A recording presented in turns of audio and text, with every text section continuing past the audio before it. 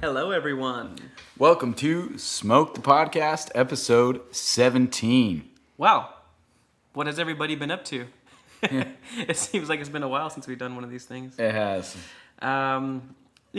Life gets in the way, some colds and stuff like that. So we've been meaning to get one of these out.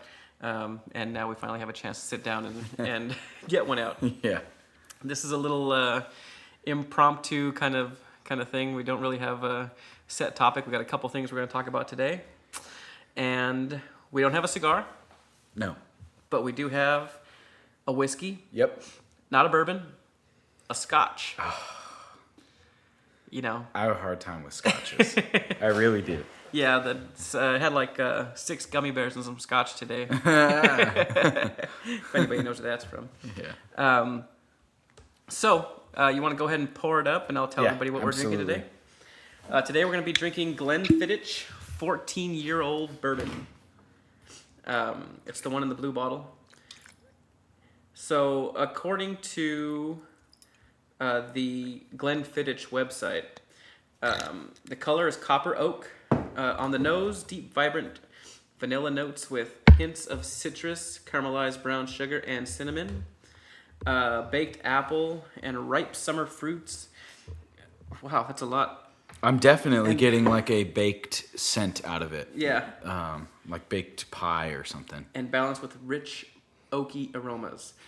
Tastes beautifully rich and sweet with layers of creamy toffee, woody spices, candied orange peel, and fresh toasted oak. On the finish, long-lasting with lingering sweetness. Getting a lot of sweetness. Oh my goodness. I was trying to place what it was, and I couldn't for the life of me place it until right now. It just hit me. It kind of smells like a Fig Newton. I don't know why that came to mind. Or like a Nutri-Grain bar or something. You know what? That's... Yeah, I mean, I can kind of see that. A little bit of a Fig Newton. I mean...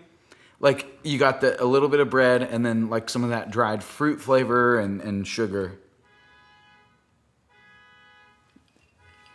Does anybody hear that? I don't know. What's going on? In case you can't hear that, there's like somebody's alarm Car alarm going off. As you know, we usually do record these outdoors. Today we're somewhat indoors. We're in a garage. Yeah, just kind of hanging out. Yeah, just kind of hanging out. It's the way we do things around here. We shouldn't be interrupted by dogs. Hopefully. Hopefully not. But we're just going to talk to you guys about the happenings, what's been going on. Yeah. There's a lot, actually, that's happened since our last episode, so we've got a lot to cover. So we'll start it off. Costa Mesa Gun Show. Well, we haven't even cheersed yet. Oh, well, let's cheers. Cheers. And,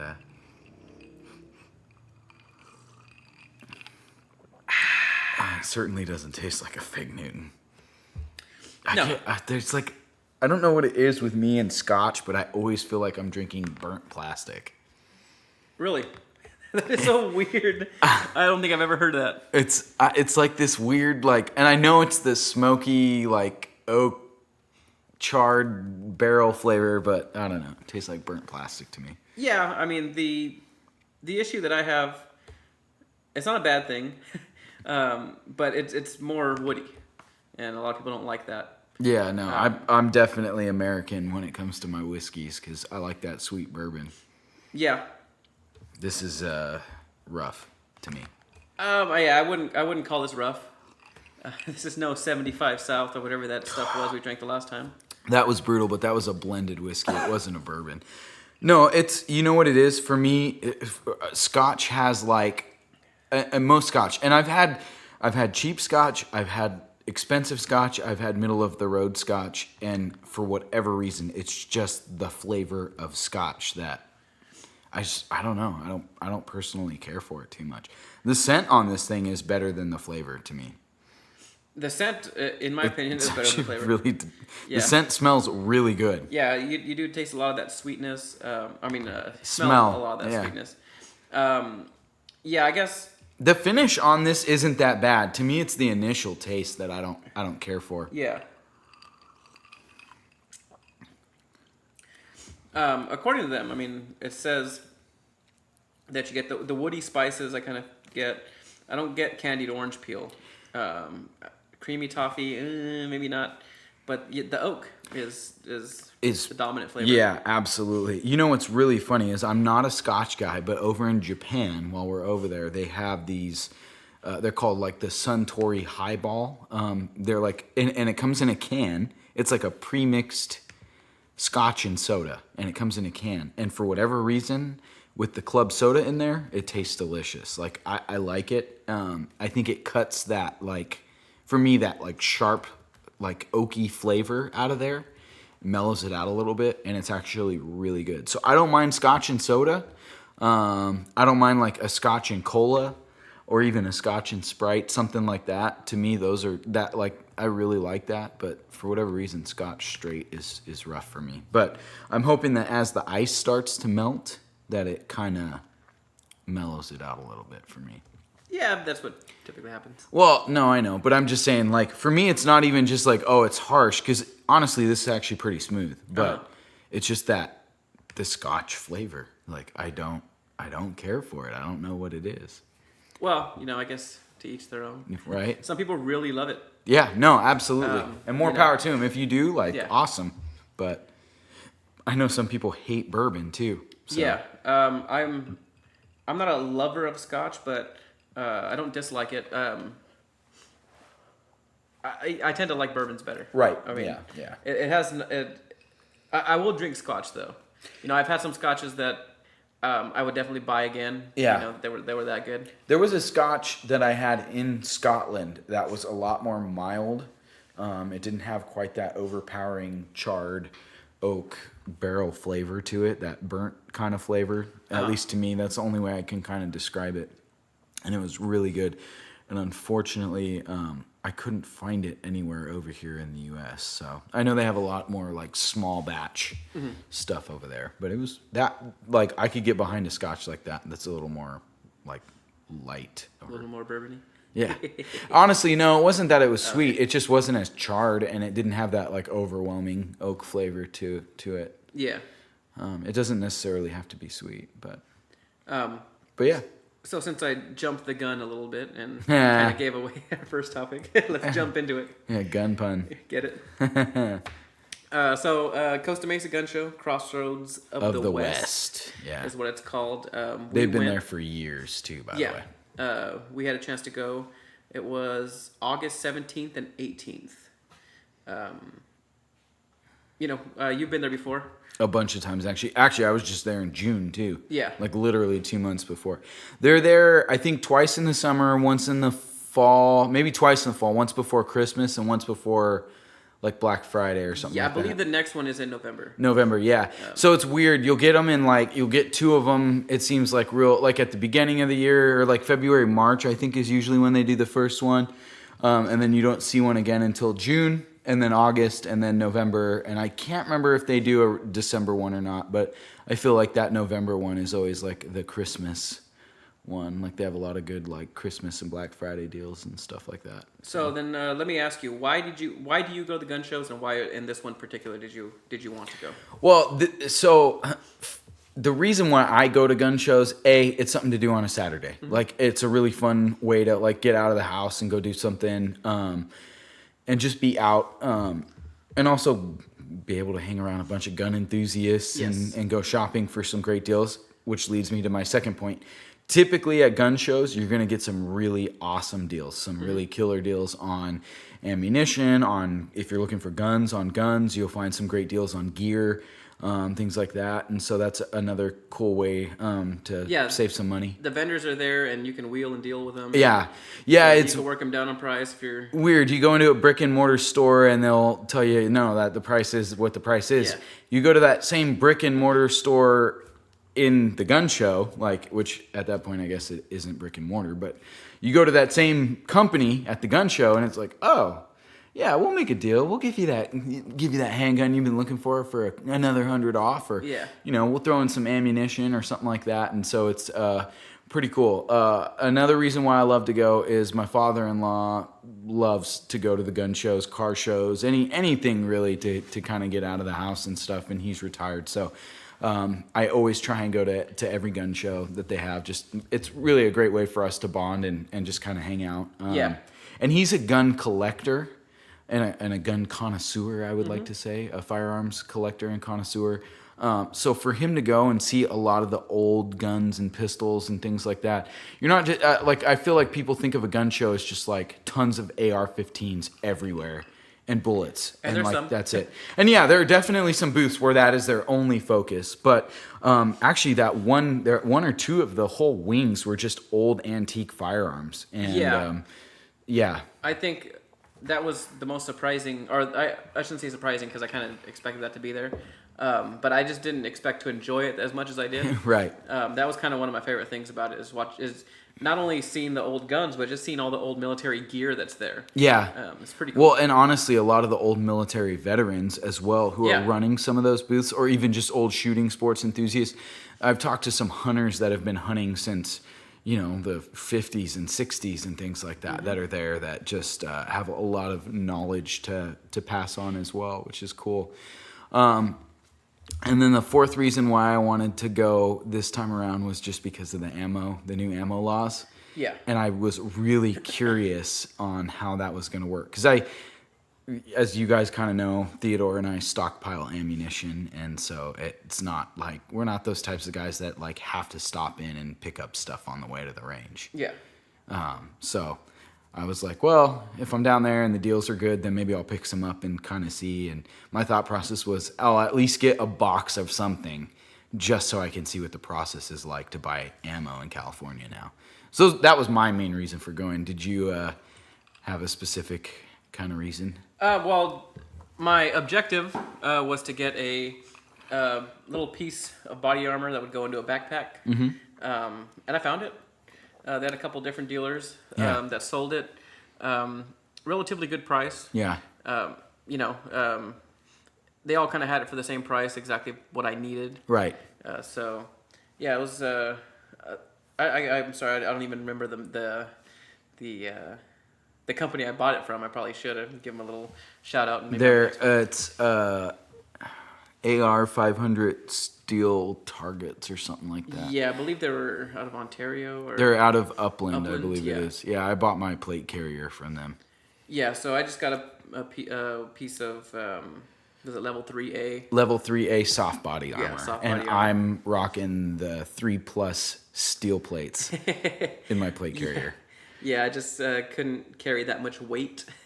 Yeah, well, for what I need it for. When the world ends and the zombies are everywhere, man, that plate That's carrier might save your I life. think I can knock a zombie out. Yeah, well, it's not the zombies I'm worried about. Yeah, so that was the main reason why I went. I've never been to a gun show actually at all. Oh. So I didn't really know what to expect. Ryan told me they probably have the armor that I was looking for. So, that's kind of why I went, and just to go see. That's really what I wanted to do. I'll post some pictures on our Instagram, Facebook, or no, Instagram. Sorry, we don't even have Facebook. Yeah, we do. We have a Facebook. Do we? Nobody even looks at it though. Come on, guys. Well, yeah, come on, guys. Start looking at our Facebook. That way Teddy knows we have one. Anyway, I'm sorry, but we I took some pictures. And it was just pretty cool. But yeah, like the military, I knew there's gonna be military guns there. I just didn't know to what extent, and it was just super cool to see all those guys and how enthusiastic they are about talking about them. Well, and then all the guys that dress up too, and have that. I mean, some of these guys put hours and hours into just making their attire accurate to the time period and stuff. I mean, that's it's always just cool to see those guys, and those guys do it more as a public service to like the kids, and they talk a lot about the history and things like that. We ran into the ATF. Which was weird. Because they had a booth there, and they had a Thompson submachine gun, which was pretty awesome. Yes. The funny thing about that is I felt like people were talking to them, and I was kind of eavesdropping on some of those conversations. And the ATF, they just seemed so defensive. Because a lot of people were kind of like drilling them about California gun laws, and their whole thing was like, that's not us. That's that's California DOJ. Like we're not a part of it. I mean, we are a part of. They're a part of it, but yeah, I do understand where they're coming from. It seemed like a very awkward placement for them. Yeah. It seemed like they did a lot of defending. Yeah, but I know they had a lot of great resources there, and I know one of the guys was talking to him, to one of the gentlemen that was sitting there going, well, my AR, I had to make it featureless, and I had to do this and do that, and they go, hey, that's not us. We don't, if you were living in a different state, we don't care, Yeah. You just make it U.S. or federally compliant, and you're good to go if you're in a state that has no restrictions on it. He goes, that's all California, that's not us. And the guys, well, I just wanted to argue with them. And they're like, look, man, like we're here. That's kind of why they were there, to spread this idea of like, look, the ATF doesn't hate you. Yeah. California hates you. But no, it was awesome holding that Tommy. I mean, I fired a Tommy gun before at another gun show, and it was cool. But that Thompson had the drum magazine on it. And it was really heavy. It was awesome. They probably have my fingerprints and my DNA and everything else now, though. So yeah, I don't know if they loaded it. I mean, not loaded it. Maybe they could have loaded it with fake rounds or whatever to simulate the weight. Or if that was an unloaded drum, that was super heavy. I can imagine. No, before we had walked up, I was looking at the booth next to them at some of the old military gear there, and they were telling a guy that they had put snap caps in there to simulate the weight of a loaded. It was super heavy, and I was thinking, man, if this thing is not loaded. Yeah, once you add 45 rounds in there, man, that's crazy. But yeah, I would recommend people go there just to check out all the stuff. My big thing for the next time, now that I know what's there, is magazines. Yep. You can buy pretty much magazines for any gun that you can imagine. Just about, yeah. And ammo. If you need odd rounds, you go there. Yeah, absolutely. They'll at least have something for you. Yeah, yeah. I have an M1 Garand. Yeah. And they have the M1 Garand ammo, which is not as easy to find just out and about. Right. Well, and I found a lot of the old military rifles, World War II rifles that I have, like the 8mm Magnum and the Mosin Nagant. It's the 7.62, which is really common, but instead of 39, it's by 54. Yeah. And so that can be either not necessarily hard to find, but it can be super expensive at some of the local gun stores. So to be able to buy it in bulk is great. And that's the other great thing, is you can pretty much buy everything in bulk there. So you might not be able to walk into your local gun store and buy 1,000 rounds or a case of shotgun shells or something like that. Whereas there, you can always buy everything in bulk. In fact, it was a little frustrating. I was looking for some fast steel, Kent fast steel, and then some Remington quill loads for upland game. And those guys that went in front of us bought like the whole pallet of them. Bought everything. And I was really upset about that. Yeah. It was. There was definitely no like limit 2 per customer or anything like that. They bought that whole pallet. So, yeah, that was a lot. That was my bad though for not buying it early in the morning. I just don't want to have to carry it. Yeah, that's kind of a pain if you're gonna be walking around all day. And that's one thing to think about though too. And that's a little piece of advice. I mean, you can exit, go out to your car, and come back. Next time, I'll probably buy what I need early on, take it out, and then come back because I don't want to miss out on that ever again. Yeah, I mean, that's probably the best way to do it. Yeah. Unfortunately, you can't plan for stuff like that. Mm-mm. I mean, they had a whole pallet full. I could imagine if throughout the day if everybody was buying it, but it's just like the person right before you bought all of it. Yeah, well, I mean they had to take that whole. It wasn't even like a dolly. They had that whole like hand truck carrying that out. Like, oh man, but I'm still a little sore about that.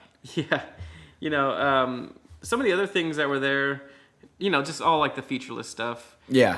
They have a lot of ARs and a lot of different ways to make your gun featureless. Yep. They have a lot of cool stuff like, knives and packs and yeah. You have a lot of guys that come in. I know my dad was really interested in like all the Damascus steel, like hunting knives, like with they had some really cool ones with deer antler handles and things like that these guys like handcraft at home and make these really, really, really cool like deer knives and hunting knives and things like that. They've got every less than lethal option in the book: tasers, stun guns. Oh yeah.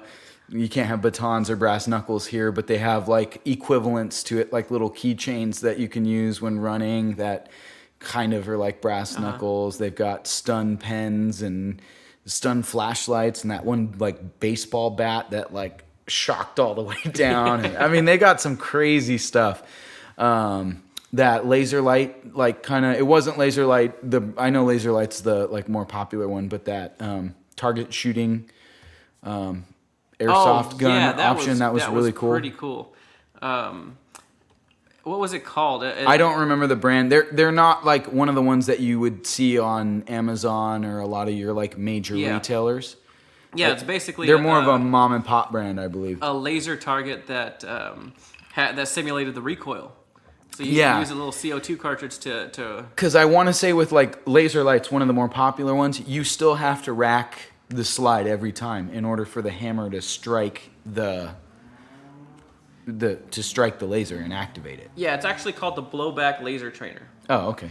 Yeah, so it uses a little CO2 cartridge. Yeah, thank goodness for the internet, huh? Yeah. It's funny. It says you visited this page on August 17th. Oh, there you go. Yeah. So, yeah, I did look it up after. Yeah. Kind of an expensive system, but, you know, I think it's a pretty good way to practice. Well, they had a printout of, like, how much it would cost for you to practice, like, assuming you're going to shoot 1,000 rounds a week or something like that, with range fees, with gas, with ammo, with, you know, gun cleaning products, your gun, you know, wear and tear on the gun over a year, 2 years, whatever it was. And the amount that you save, even though I think the upfront cost is like over $500 for the whole system. Yeah, well, I want to say actually at the gun show it was like $450 or something. I think they were selling. He said he had his last kit for $450, and then I think if you weren't gonna, I think after he had sold out, he said he was gonna sell them for a little less than that, but you'd have to wait a couple weeks to get it. Yeah, I think they were gonna give you the same price. You just had to get it mailed out to you. Okay.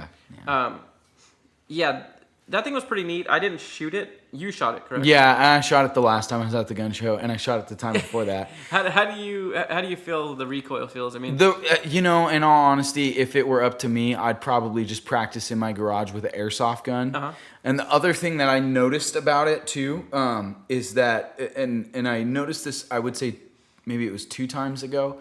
I had the gun resting on the actual table. Uh-huh. This time I was just shooting kind of freehand, but I had the gun resting on the table, and I literally just pointed it same exact spot, pulled the trigger a bunch of times, adjusted for recoil, but I felt like it was not, like it was going all over the place.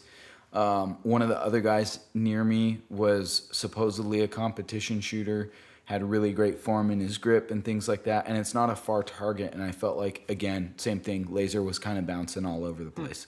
So I don't know how accurate they are. You know, again, it could be user error, it could be whatever, but you know, that's the one thing that I've also heard that from some of my friends that are in the military that have done like laser training with vests and things like that.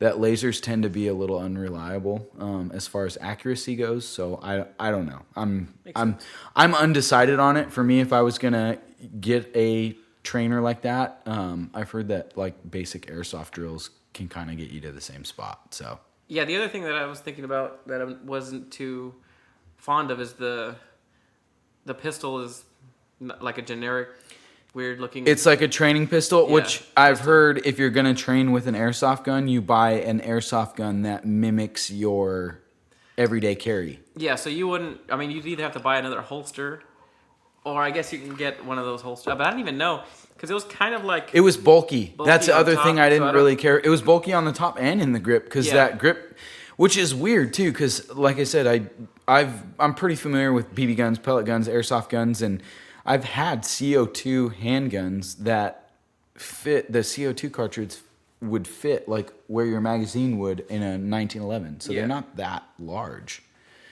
But it just was, the handgun is a little oversized, which I also don't really care for. And it's got the features of like all of your major handguns all put into one. Like the XD, the Glock, and the M&P, like all like morphed into one. Like they call it the training model or something like that. But yeah, if it were me and you were going to be doing that style of training, like in your garage or in your home, and you could swing like an airsoft gun and say, you know, I'm okay with that, and shoot at sticky targets or trap targets or something like that, and get a platform that you use as your everyday carry or something that you're going to use all the time, they pretty much make a model of airsoft gun for every gun that's out there nowadays. At least most of the Every popular common gun, ones. yeah. Yeah. If Yeah, you maybe got, you might not be able to get like a subcompact or even in certain brands. yeah, so I looked into it for the XD, and there's no subcompact, but you can get an XD. Yeah. Yeah, something Full similar size. to an XD full size. Yeah, which is fine. Yeah, I mean, I have an XD full size. No, I know, but for I know, me, I'm I just was kidding. I was more concerned about the grip and everything else than the actual length of the Um, handgun and the so, barrel. anything else in regards to the gun show that you'd like to mention, talk about? Well, I feel like we can go over the ammo in a little bit in the process of going through that. But for me, like I said, it's always a great time just getting to talk with a lot of the vendors, kind of hearing some of their stories. And a lot of them are the same guys that are there all the time. And so, my father-in-law and I tend to recognize some of our favorite vendors and some of the guys that we've done deals with and things like that. Oh, yeah. So it's pretty cool. Yeah, a lot of the people there I noticed just kind of have a passion for Yeah. firearms in general. So And it's they're very willing to talk to you and Yeah, and a lot of them won't sit there and tell you, "Oh, well, you got to buy my product." It's like, "Oh, I know this guy down there that Yeah. has what you're looking for," or, "Oh, I don't have that ammo in stock. Go talk to this guy," or there's some really cool stuff there. I know there were a lot of old hunting shotguns and some things that my dad was interested in. oh and, yeah, your dad was all over the hunting shotguns. yeah, this was one of those ones where I wasn't actually looking for anything in particular so much as I was just trying to see if they had some good deals and see what kind of ammo deals they had and things like that. Yeah, I think my favorite thing there was the drilling. That was pretty cool. Seeing an old German drilling, that was Yeah. pretty cool. I really didn't think that there would be one there. I honestly hadn't seen one there in a long time. And then they had the I think it was 22 version of the STG 44. Yeah. Which was pretty neat. That was cool. There was a lot of battlefield era, World War II era weapons going on there. There's the one guy that sells like all the parts to the old World War II guns. He's got parts for every World War II gun imaginable, which is really cool. And it's bayonets and all yeah, that. they've got everything. Bayonets. They've got uniforms. There's the Condor Tactical vendor who's got his whole lineup of Condor Tactical stuff. Everything from pouches to your plate carriers to hats, shotgun scabbards. I mean, you name it, he's got it. They've got airsoft vendors there. They've got Glock, the race guns, like the guys that build those custom race guns. They've the Glock store was there. Yeah, the Glock store was there. Ammo Brothers is always there. The one that I don't think ever shows up is Turner's, which is one of our local gun stores here. But yeah, there's a lot of the big name vendors that are there. LAX Ammo. And The other thing I noticed too is a lot of custom AR parts. Yes. Which your custom charging handles, a lot of those. Yeah. I was very surprised to see the amount of custom things, with little engravings on them, sayings, and it's kind of crazy too. You don't really realize how many AR, just really how many gun stores there are in Southern California until you go to this gun show, and it's like, oh, there's one in Torrance, there's one in City of Industry, there's one in Colton. They're all over, and there's just like from everywhere in Southern California, and it's kind of crazy, and all these guys are churning out not only their own gun sales and ammunition sales, but like Theodore said, custom AR parts and accessories, custom Glock accessories, custom 1911 grips. Oh yes, the super gold. Yeah, I 1911 grips. was eyeballing some pretty gaudy. I told you need to grips. throw those things on your TRP, man. Got to go get your TRP gold plated. Yeah, that I was almost gonna buy these all gold grips, but I asked the guy if he had them, but with more gold on them, and he didn't. So I just said, you know what, forget it. It's hard, man, when they're all solid gold to put more gold on them. But no, they've got some really cool stuff. Old cowboy guns, old hunting guns, old military guns. It's pretty neat. Yeah, if you're looking for a particular lever action, If you're looking for an M1 Garand, Yeah, there's a ton of them there. there's a ton of them there. M1 carbines. They had a lot of cool lever actions. I mean, those are mine guns that I really like to see as lever actions. I like cowboy guns. And that was cool to see. Well, and I'm all about the 1911s. Well, and you know me, I'm a big military history guy. So the Lugers, all of the. I mean, what's crazy is they've got every rifle pretty much that you could think of that was used from World War I all the way into World War II, and they've got all the pistols. They've got German Lugers. They've got the Japanese Nambu pistols. They've got Russian pistols, British pistols. I mean, you name it, they've got everything. And to me, it's just crazy to see that, and then also see the insane price tags next to some of those. Yeah, I believe I got a picture of what was the rifle before the M1? Was it the M? 1903, which are going for roughly $1,000+ now for some of those old bolt action rifles. Yeah, that thing was pretty nice. Well, what's crazy is that, like, I remember some of the local stores as a kid growing up selling these old military rifles for $79.99. Come in on the weekend and you get your rifle $79.99. It comes with a bayonet, a sling, a cleaning kit. You know, you name it, it's got it. Oh, and we'll throw in a box of 500 rounds for, you know, an extra $50 or whatever it was. I mean, it was insane how cheap you could get these things for. And some of the rifles that I have now are like worth well over $500, $600, $700, which blows my mind. Yeah.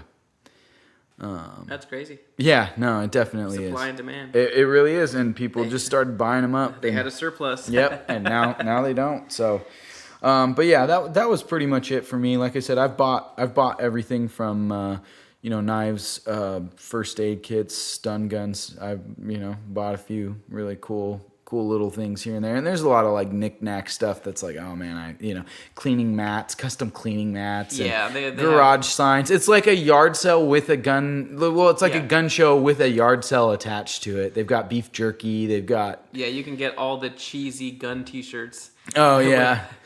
All the crazy little sayings on them that you want. Yeah, if you want mine, you better bring yours. Yeah. If you want morale patches. Yeah, they've got. I mean, it's crazy. It's like being in an Amazon store of just gun parts and gun stuff, which is really cool. I think for me, it's one of those things where it's like if you're looking for something and you're looking for a good deal, absolutely. I'm a little bit of a stickler though when it comes to like things that I know are on Amazon for cheaper, and I'll try and wheel and deal, and if they'll make a deal, cool, and if not, then all right, well. Yeah, I mean, you gotta, there's a certain point where you want to support your local mom and pop, but for certain, things that aren't like handmade, things that are like just punched out, like or things that or like Condor tactical pouch. You know how much that's going to cost on Amazon, and this guy's just trying to upsell it to you. Yep. Those are different. Yeah. But if I'm willing to spend more on a handmade knife, absolutely, or someone that hand makes their pouches, or just anything. Or like that. Those guys that carry a lot of those old pocket knives and things like that. Yeah, absolutely. They restore them and stuff. It's pretty cool. Yeah. No. So there's a lot of good stuff on there. So. And then I guess the other main reason why I went to the gun show was to buy ammo. Yeah. How did that process go? That sucked, and you can attest to that because you guys were waiting in the sun while I was standing in the shade. It was horrible. I would like to thank LAX for doing the absolute best that they could, considering California sucks at all of this. It was terrible. So not only do you have to wait behind a line and get called up, right, because you can't handle ammo anymore until the transaction's complete, then you have to go, and I mean, the ammo's all spread out because you can't just go look at everything and like see everything and go, okay, this is exactly what I want. And I knew what I wanted, but everything's in different places and it's all over the place. So I said, okay, I wanted, a box of this, box of that, and a box of that. You know what you want, but then there's multiple different brands of the same thing that you want, different prices. Different so you prices. Kind of make a decision on the spot. Well, and I needed some non-lead ammo for hunting, which was really tough to find because they had it in like some other case, and then they had to go across the other way to get some other ammo that I needed, and then back the other way, and then couldn't find the shotgun shells that I wanted for hunting because the people in front of me had bought it all out, and I just remember sitting there going kind of like, oh my gosh, this is going to take forever. So when they finally got all the ammo put together, then they started running my background through it's the AFS, the Automated Firearm System through California. Took my driver's license and basically scanned it in. And then because it's at the gun show, there's no solid Wi-Fi connection. So they were trying to use a hotspot on these laptops, running full POS systems, the point of sale systems and cash registers and everything else, plus the DOJ website and everything else. From what we were told, all the information we were given prior to all of this rolling out was that it should only take 30 to 90 seconds. I want to say mine actually took about 5-6 minutes, which seemed to be the average for everybody there, was about 5-6 minutes just to do the background, not even to do the point of sale. Then once your background comes back, then they legitimately have to enter every single box that you purchase under your name, and you get printed out like a straight up DROS form. Like you would with the firearm. And you get to keep a copy of your DROS form. They keep a copy of your DROS form. Has your name, all your information, and all the boxes of ammo that you bought, and the counts of everything. And I mean, everything's tracked. And then unfortunately, during my transaction, the system went down. And so like 3-4 people, we were all standing up there for forever waiting for the system to come back up. So that way we could complete the transaction and everything else. So, I mean, it was just a nightmare. I felt like I was probably there for a total of about 10-15 minutes. I'm trying not to exaggerate because it felt like a long time. Bit, yeah. About 10-15 minutes is probably accurate. Yeah. Maybe a little bit more. Yeah, even. Yeah. Your father-in-law got his fairly quick. Yeah. He bought... Well, it doesn't really matter how much you bought because it didn't. No, it doesn't. Well, they do have to check in like each box. I know he bought the same thing just in bulk. Yeah. Like I think he got 2 boxes of the same stuff. Yeah. So I think they just register all that at once. But I bought a bunch of different calibers, 3 different calibers, and 3 different boxes. So. Yeah, it's not only tough for the consumer, but tough for the people that are trying to sell. Well, yeah, because they were apologizing to everybody. Yeah, they're kind of all over the place because once you get your turn in line, it's like, okay, let's help him, and then people are coming up to them because they have just questions. Really quick questions. Yeah. Really, yeah, it was they did a lot of running around. Yeah. So yeah. No, and I was super, like I said, super thankful for them because I think they were doing absolutely the best that they could with what they had. So. Yeah, and I mean, this is probably their first gun show, right? Since then, yeah. Yeah, so they handled it pretty well. Yeah. So yeah, and there was a lot of that going on everywhere. Well, all right. Yep. Anything else you want to add to the gun show? I think I'm good. Anything? Yeah, I would recommend people go. It's $18 to get in, so I would recommend you go if you want to buy something. Yeah, if you're not planning on getting anything. Yeah, so especially if you want to buy odd types of ammo or magazines. Yeah. Yeah, you could find magazines for pretty much anything. Yeah, I've bought a lot of magazines there, especially for some old handguns and old rifles and things like that. Yeah, and I'm sure you can get some good deals if you buy a lot. Yeah, because you can a real deal. I mean, it's not like... I bought a lot of 1911 mags there, and I got a really great deal because I bought so many of them. So the guy's like, really? And I was like, yeah. You gonna give me a deal on it? And he was like, well, yeah, if you're buying that many.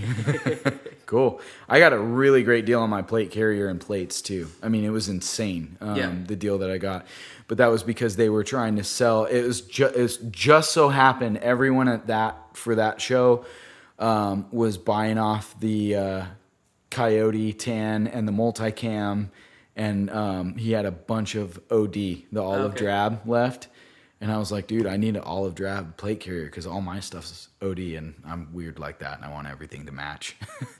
And I don't know if that's that weird. He was like, really? And I was like, yeah, man, give me the OD green, bro. And he was like, cool. Like, I haven't sold any of these today. We need to get some of these cleared out. And plates that I bought too, he was like, everyone wants just basic level 3, but he's like, if you want the 3+, like, absolutely, we'll hook you up. So I got a really great deal on those. Yeah, I actually LAX gave me a really great deal when I bought a bunch of handgun ammo in bulk like a year ago, Okay, and that's they cool. gave me a super good deal on it. Not just the sell price, but then took like an additional 10-20% off, something like that, just because we were buying so much of it Yeah, between that's awesome. my father-in-law and I. And that's the difference too. And the other big thing I would say is bring cash too, because Yeah. guys will go, oh, it's 15 card, but 10 cash, because Yep. they get charged every time you use your card. So Yes. if they can take cash, they're like, absolutely, Uh-huh. let's make a deal. So, but yeah, it's awesome. It's Cool. fun. So, what else has been going on? What is today? Today is... Today is September 8th. So that would mean Yeah, Dove Opener happened 8 days ago. happened 8 days ago. September 1st, yes. Unfortunately, I had a prior commitment in the morning. And then just based off how Dove Opener went last year, we weren't super keen on going in the morning. We just figured there'd be a lot of people out there. And I think we've already mentioned this on the podcast. Dove Opener tends to be a little... dove hunters tend to be a little irresponsible. Yeah. A little bit more of the party crowd, I guess you Yeah, might say. they're like the shore lake fishermen of hunters. Yeah. Yeah, they like to just shoot a lot and drink a lot, and I don't feel like those two things ever mix. Yeah. So I don't either, and I don't want to pigeonhole. Is that the right word? I don't Pigeonhole dove hunters. But my thing about dove hunting, especially on the opener, is it's hot, yep. and dove they're cool to shoot, but they don't really yield that much meat. Right. You can kind of shoot a lot of them, which is Well, yeah, fun. because population control. I mean, The thing about dove is it's good practice for shooting, yep. which is kind of what I like. But the rest of it, it's kind of like hit or miss with me. With the opener, it's tough for me to make it because I have a niece whose birthday is September 1st. So it's typically depends on whether they're doing something or not. I'll usually sacrifice that. Yeah. Because I like my family. Yep. And I don't like to miss birthdays like that, especially for young kids. Right. It sucks. Yeah. But yeah, so I didn't make it this year. So Ryan's on his own to tell us how it was. Cool. And this is going to be the first I've heard of it really too. Yeah. We actually haven't had a chance to really talk too much about it.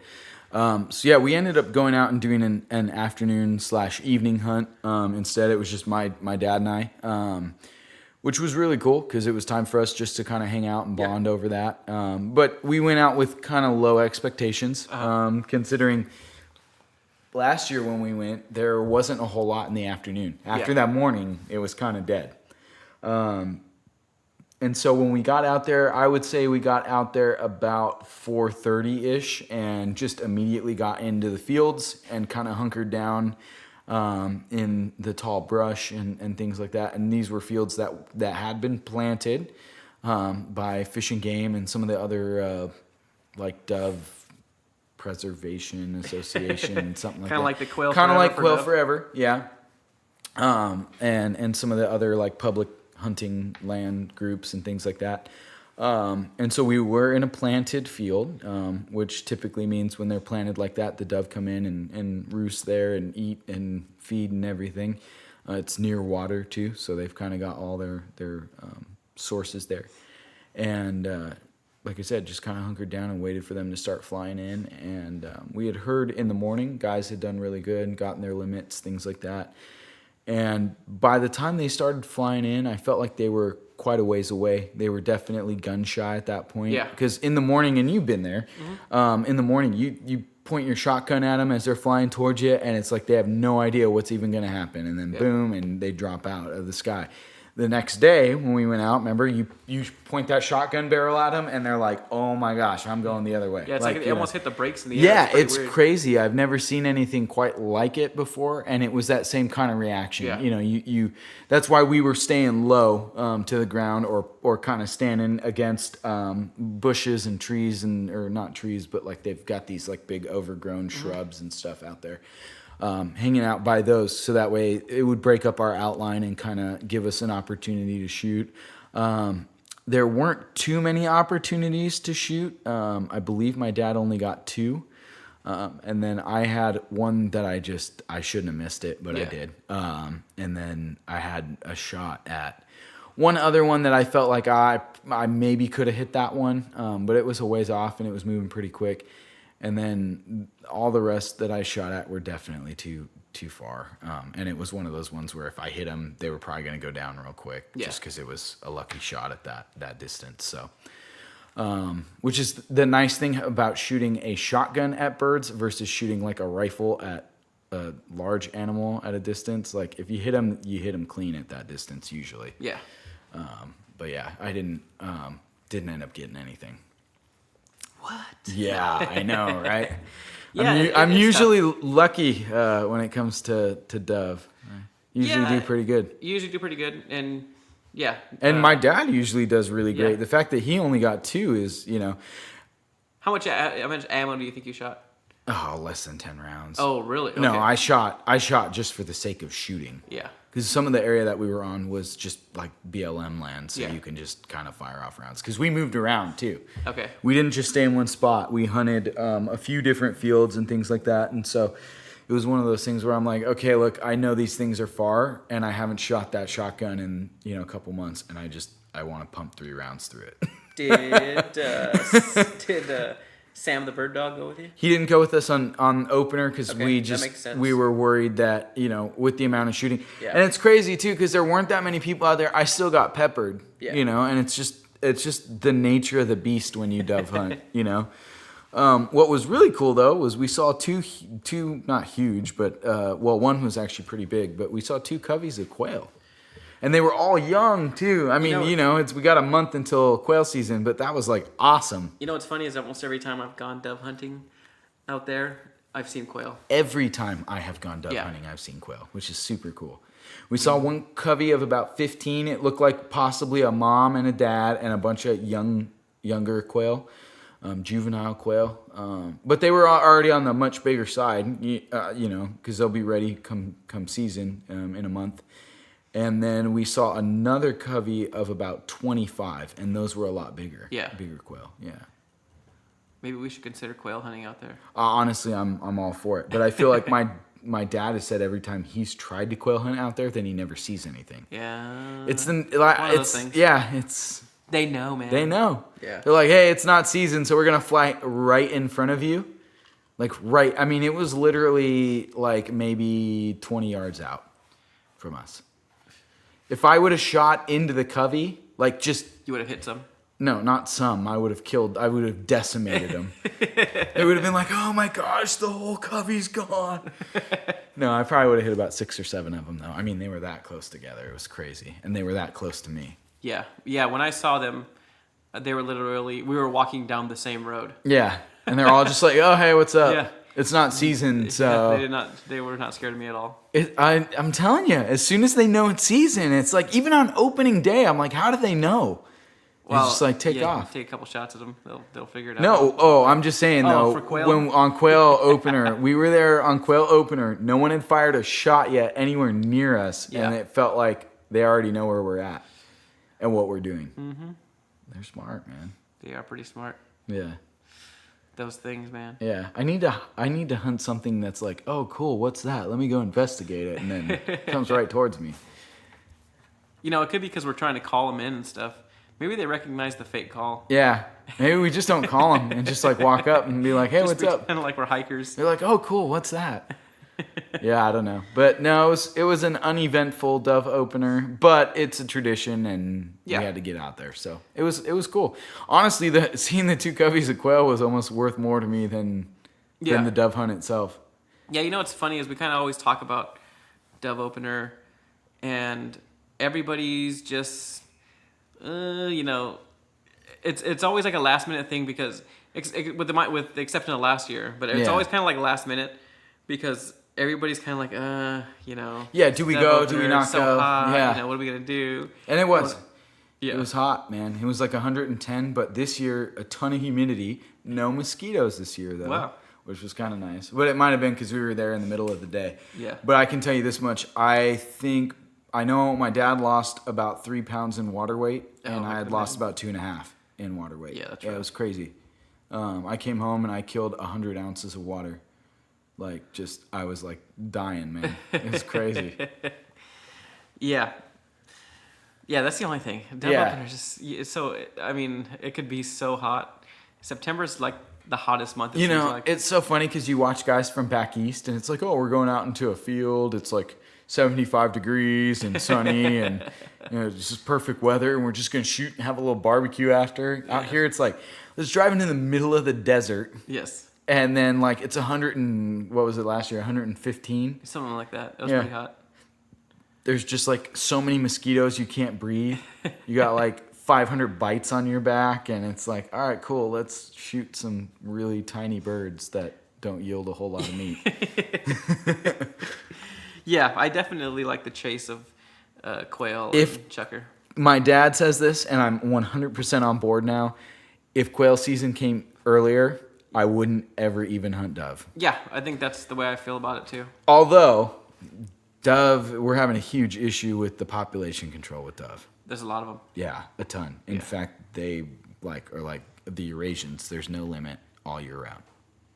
You can hunt them. Yeah, Is that Eurasian true? dove, you can Oh, hunt. okay, Eurasian. I thought you were Yeah, talking about all Eurasian dove, you can hunt all year Yeah, round, I and knew there's that. no limit on them. Yeah.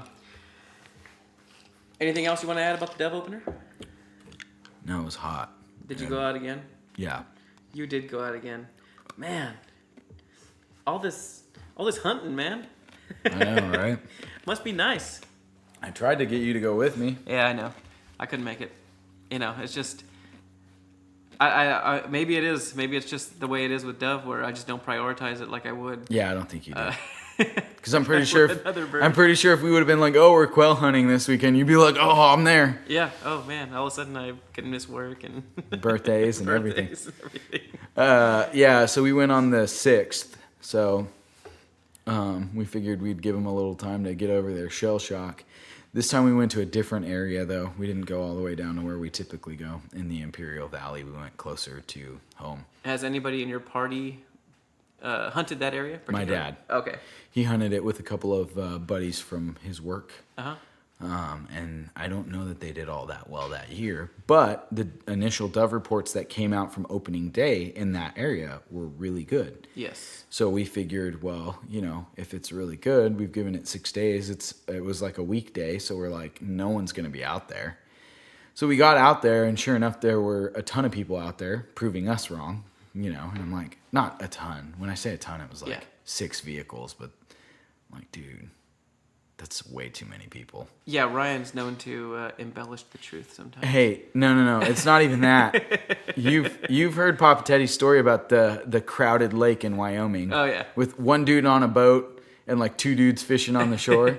No, but it is one of those things though where, especially with hunting, I don't care so much with fishing and things like that, but with hunting, I'm very mindful of how many people are around. Yeah, and it's because there's guns. Right, exactly. That's basically But we did talk to one of the guys who he was packing up after a while and kind of ran across where we were at and told us, opening day was super good. And then, I got 4 yesterday and did well.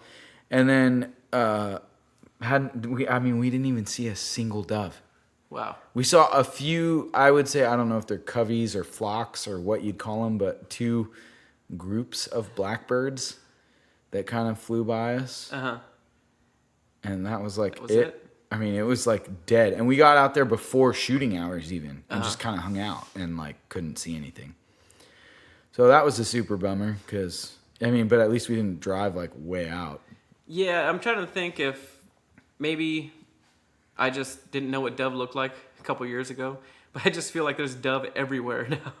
No, I know. Right And okay, my dad knows what a dove looks like from way far off. Because even to me, I'm like, that's not a dove. And he was like, no, look at the flight pattern. Don't look at the bird. And I'm watching the flight pattern, and I was like, oh, yeah, I guess that is a dove. And then it gets in close, and I'm like, oh, okay, that's a dove. Trust me, it wasn't just me not seeing them or, anyone else who went with us. No, but not I'm just seeing saying everywhere it seems like there's dove. Oh, It's I know. kinda They're all. Yeah. When I came home that day, I was like, I might as well just shoot the 10 that are in my backyard with a pellet gun and call it a day. That was super frustrating to get out there and just like have nothing. Yeah. So yeah, but you know what? We went out there, we tried, and failed. So. Well, that's good. Yeah. At least you got out there, man. Well, and I might go out again this week because my dad's saying, well, they're coming in from the Central Valley in California. They're migrating down, so we might get a whole batch of them again this week. So I don't know. At least you're out there, man. If you're hunting. No, I know. That's what I nice. say. A bad day of hunting is still better than the best day at work. So. Yeah, probably. I love being outside and Yeah. being in the element. So I was all about it. So, let's just talk a little bit about. We did have some meat that was from our previous hunts, and you guys cooked it up. You want to talk a little bit about that? Yeah, so we were supposed to cook it up like a week after Dove Opener last year and get everyone together. And it's so funny because everyone can get together to go hunt, and then it's really hard to get everyone back together again to have like a big barbecue. And you and I had talked about it. My dad and I had talked about it. Well, let's just cook it up. Like, it is what it is. And then we had some other people in our family and friends going, well, no, I want to be there when you. And a year went by, and it's like, all right, well, we got to cook this up if we're going out. Yeah. Like, man, you got to eat what, our last season. So my dad and I and you had planned for a big cookout, and then life happens and you got sick. I got sick. Yep. And it sucked. I was pretty mad. Yeah. So what we did was we ended up cooking up all the dove, and then we cooked up some quail that my dad had, and it was super delicious. I know we've always talked about initially we had talked about doing a barbecue segment on smoke. We didn't actually barbecue dove because it's really small. So to barbecue it, unless it's in like a popper, it's really hard to like lay out dove on a barbecue. So what we did was we actually, my dad actually masterminded this whole like Cajun style blackened dove in a cast iron skillet. Ooh. Yeah, it was delicious. That seems like the way to cook dove. Yeah, it was super good. I mean, he had his own like kind of seasoning mix, and then he had some Cajun stuff that I brought him back from New Orleans. It was actually blackened Cajun seasoning, but then he had his own mix of stuff that he added on there, and it was really cool. Just put some butter in the cast iron skillet, got it like crazy hot, and then just threw a bunch of dove breast in there. And then after, I think, like 2-3 minutes on one side, flipped them. And they're so thin, they cook up really quick. Yeah. And then plated that with the quail. He had marinated them in Italian dressing, which was super good. It's a really, like, easy and quick way to cook chicken. And, like, I'll make it with pasta and stuff like that, just, like, for kind of a quick, easy meal. And he kind of took that idea... I learned that from my mom and dad, by the way. Took that idea that him and my mom do with chicken and did it to quail. And oh my goodness, it was amazing. The cool thing is that he cooked it in the same cast iron pan as the dove after he had cooked the dove. So not only did it have that Italian like seasoning to it, but it also got all that gristle from the blackened flavoring. So it kind of gave it even a more distinct flavor, which was really good. And we ended up it was blackened dove, but we ended up still making dove tacos. I mean, it's just, there's something about like, it's black, you put it in a tortilla with some cheese, and oh my goodness, man, it was absolutely delicious. It's just, the yield is so small. Yeah. So it's really easy to make tacos out of it. Yeah, and we were saying you go a lot further when you're eating dove tacos than if you're eating just like dove breasts on their own. Yeah. Some people say dove nuggets are really good. You bread them on the outside, and it gives you a little bit more of the, you get some carbs with it and stuff like that. It's the same idea with wrapping it in a tortilla. So yeah, it was super good. Some of the, if any, I don't know if we have any listeners back east, but if we have listeners back east, a lot of those guys do like the poppers, which are dove poppers is probably the most common way to eat most dove. common way to eat dove. Some of the guys will do like a dove pot pie. I want to say actually that was my dad said that was the first time he had dove was in a pot pie. Actually, that doesn't sound bad. I think it was his grandma that made it up north. Yeah, a dove pot pie. That sounds like something she would have done, or from what I've heard. Rabbit or quail, I can't remember what it was, but something like that. Yeah. Yeah, with the dove, a lot of people stick with the poppers. Yeah. Especially with jalapeno. Yeah. wrapped in bacon or whatever. We had some with Hatch, New Mexico chili. Yeah, so it's your kind of dad like had a made. popper. It's very similar. Yeah. But it's kind of nice to kind of break away from the tradition and, of doing the same thing over and over again, And it's crazy because every time I tell people, oh yeah, I went dove hunting and we had dove and like ate dove for dinner and stuff, they're like, dove? Oh, that must be like chicken. Here's the crazy thing about dove, and you know this. Yes. It's super dark, like darker than dark meat on chicken, like red dark. Yes. And when it cooks up like steak almost. And the blackened dove that we had was like my dad called it today a miniature fillet. Yeah. To me, it was like little flat meat or flank steak. It's look at that like minerally steak flavor. Yeah. Wouldn't you say? Yeah. Funny little story. Yeah, I don't think it's that funny. I was tasting dove for one of the first times, and I was 2 tacos in too by this point. Yeah, and I noticed that you have a little bit of a minerally flavor similar to beef. Someone had brought up the iron. I think that's what got to me though. I don't know. Kind of like the blood, the blood flavor. I don't know if people can taste that when they eat beef. But for some reason that grossed Ryan out. I don't know why. It was because I was like mid-bite. We had been talking about, oh, well, they're super dark red because of all the iron in the blood and this and that. And, Theodore in the middle of me taking a bite of this thing on my 3rd taco, he's like, oh, you can really taste the minerals in this. And I just... I don't understand why that's gross. But whatever. I don't know. It triggers something in my brain. I don't know. It was disgusting. But I finished the taco, though. Yes, you did. I agree. Unlike the way I finished the 75 South. Yeah. But anyway, I think dove is excellent. I do think it tastes more like a darker flavored. Well, what's weird is beef style. Same thing on this one. This time I only had 2 dove tacos and then 1 quail taco. Yeah. But the first dove taco I had was super delicious. Tasted just like steak. And then I don't know if it was because the cut was a little thicker on the next one or what the deal was, but I had the next one definitely had more of like a gamey flavor to it, more of a minerally. I don't think minerally is gamey in my opinion. Yeah, that's true. Yeah, it was definitely, there was something about it that I was like, oh, okay, that tastes wild. Yeah, I really want to shoot a sandhill crane so I can have some ribeye in the sky. Yeah. I heard that meat I'd love to go do that. Excellent. Yeah, so I mean, it was delicious, super good. I would say if you're going to cook dove, blackened, or we threw last time it was Mexican taco seasoning on it. It turned out great. It's super good. And the quail was just done in the pan also? Yeah, same thing, done in the pan, chopped up real fine, almost like chicken tacos kind of thing. Okay, so those were breasted, those dove? Those quail? The quail was all breasted out. Okay. And then I think he may have pulled off whatever other meat he could salvage. I mean, the quail are hit or miss. If you get a big one, then cool. And if not, sometimes you don't. The one that I had shot didn't have a whole lot of meat on it. Yeah, I cooked mine when we went to the, what was the name of that Woodland place? Hunt Club. Yeah, the Woodlands Hunt Club. I cooked mine the zoo. pretty much right after that. And yeah, I learned right away if you overcook those things, they'll get really tough.